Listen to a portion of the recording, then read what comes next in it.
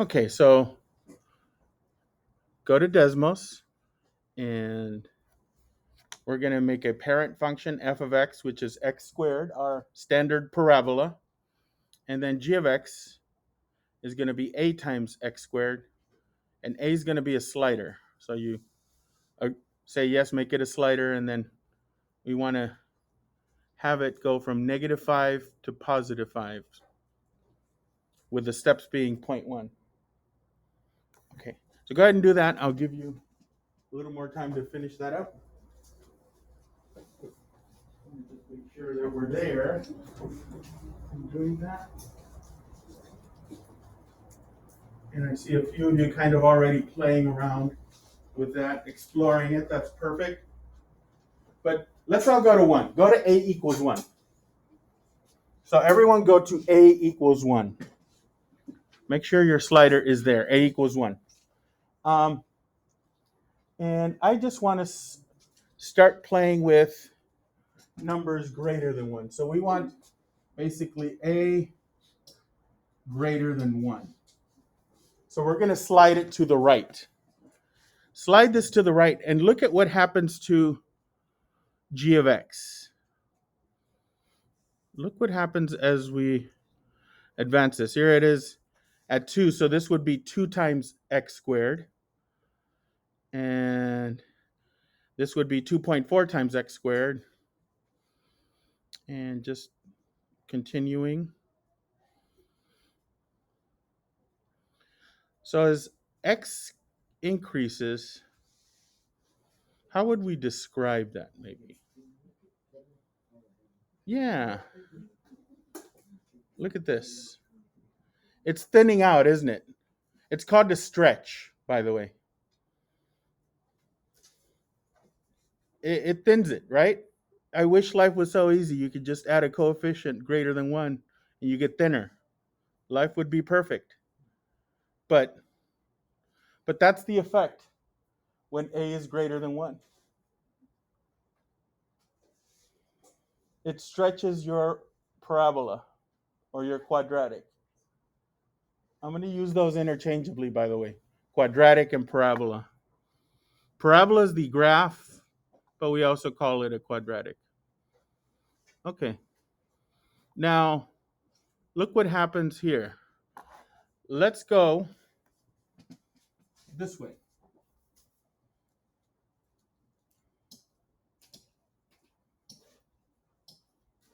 Between 0 and 1. Numbers between 0 and 1. Let's try those. So here it is at a half. So this is 0.3. So this is 3/10, right? 3/10. So that would be 3/10 x squared. There it is at 1/10.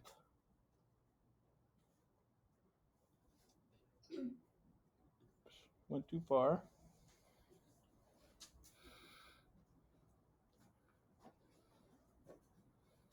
So between 0 and 1, what's going on? Yeah. It's wider than the standard form, right? This is the parent, the normal one, and it widens out. So it either stretches or it widens out. So when does it stretch? When does it stretch? Get thinner. Numbers after 1. When does it appear to widen? Between 0 and 1. So you put any fraction or decimal number in front of x squared, it'll widen it. Okay? What's going to happen at 0? Let's put it at 0. So if we make it exactly 0, like I have it right now, what's happening there? Well, how would you describe this? Flat. It's not a parabola anymore. It's a line. It's a horizontal line at 0, right? Here's why. A is 0, right? What's 0 times x squared? 0. So basically, this becomes g of x equals 0. So yeah, that's a horizontal line, remember? When you get y equals 0, which basically g of x can be, you can substitute y for it. That's just a horizontal line at 0.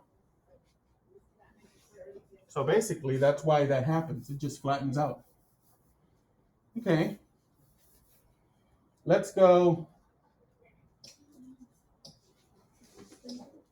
Let's go less than 0. What's going to happen?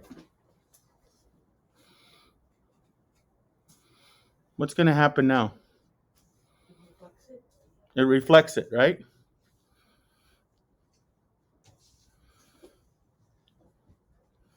So as we go further negative, it reflects it. In fact, let me just add a negative here just to give it a base. All right.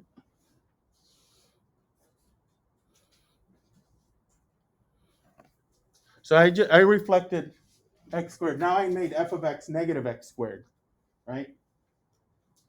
And now I have this, right? Okay. And it reflects it. Is it obeying the same rules when we were on the positive side? Do you think? Like right now it's wider. Do you notice at negative 0.2? Where are we when we're at negative 0.2? What kind of number is negative 0.2? Yeah. So basically it's here. It's somewhere in there and it's wider. So it appears to follow the same rules, only negative, right? Oops, I went too far. I want to stay negative. But if it's between negative 1 and 0, it widens it. And if it's less than 1, so here I am less than 1, right?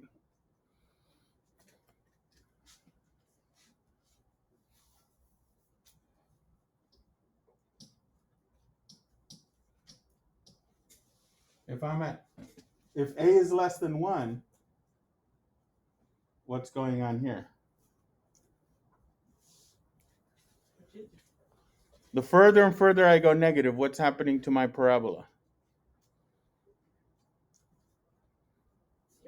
It's stretching out. Then I get to negative 1, and that's basically identical. And then again, I'm between negative 1 and 0. It's wider. I go to 0. It's a horizontal line. And then we all know what it does on the positive side.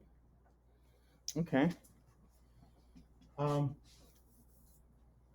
Here, let's do something different. I'm going to do something else.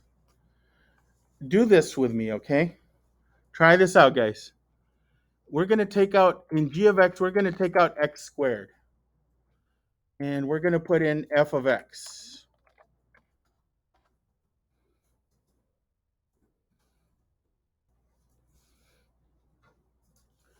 And let's change this. Well, no, leave it there. Leave f of x negative x squared. Actually, I want that. Look what's happening.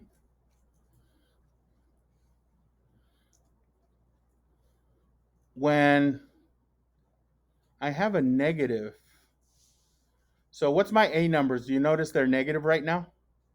If you do that? Huh? Right now, a is negative. So it's negative 1.6. But it's opening up. How's that happening? Shouldn't it be opening down? Why is it opening up? Why is this g of x opening up when a is negative? Huh? Yeah, this negative here. You've got a negative negative. You're saying negative 1.6 of f of x. So it's a little different, guys. And because this negative and the negative here, that's a positive. So what do you think is going to happen what happens if I take out this negative? It flips it. they both flip. F of x, the blue one, the parent function, it's opening up again. And since there's only one negative now, negative 1.6, it opens down. So it's behaving the way we normally were doing. Okay, let's do one thing. I want you to do one last change to this.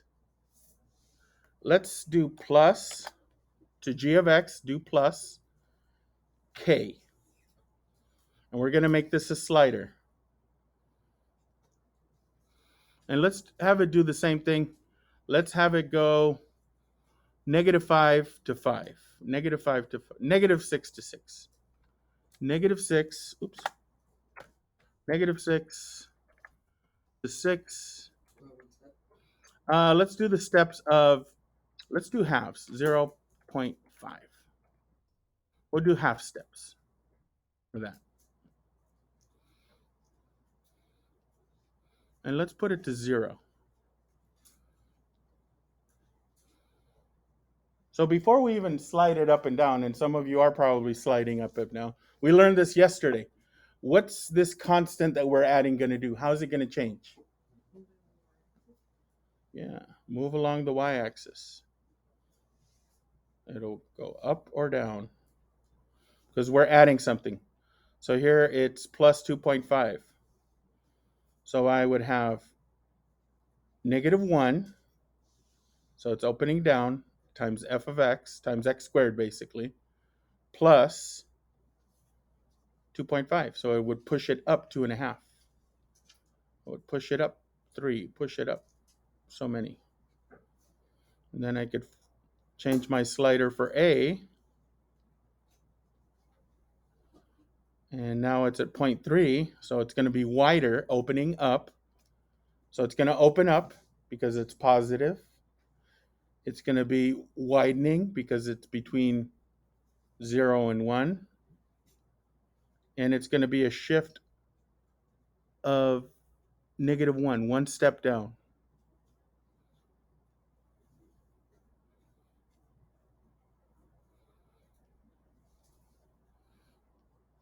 So this would be at negative 6, you went down 6. At positive 6, it goes up 6.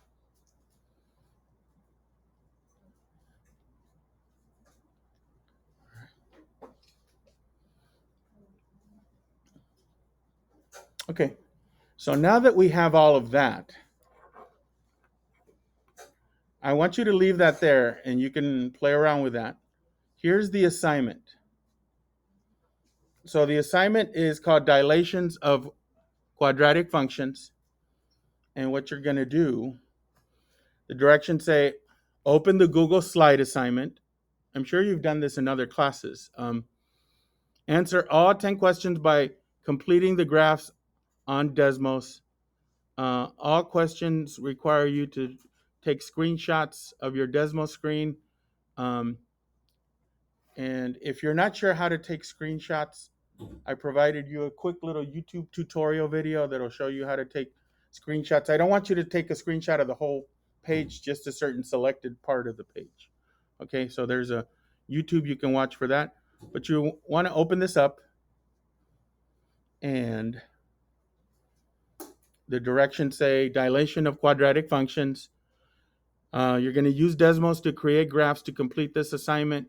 It will be necessary to insert selected portions of your Desmos screen into the assignment. So in the end, it should look kind of like this.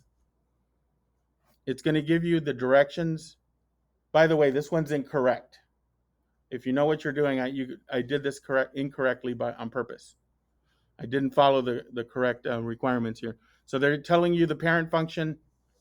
They're telling you what g of x is going to be. And then you follow those directions. It has to be between 1 and 10, which is the part I didn't follow. And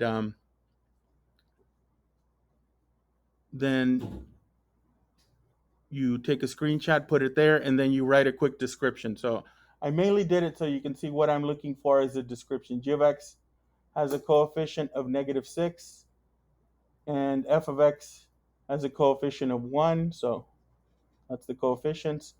G of x is stretched, which is true. And f of x is in standard form, which is always going to be true. G of x opens down, and f of x opens up. So all of those are correct, but I didn't follow the criteria. A had to be between 1 and 10. I made it between -1 and -10. So that was a mistake there. So basically,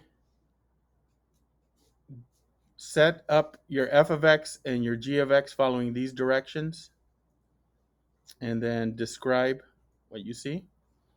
So for the first,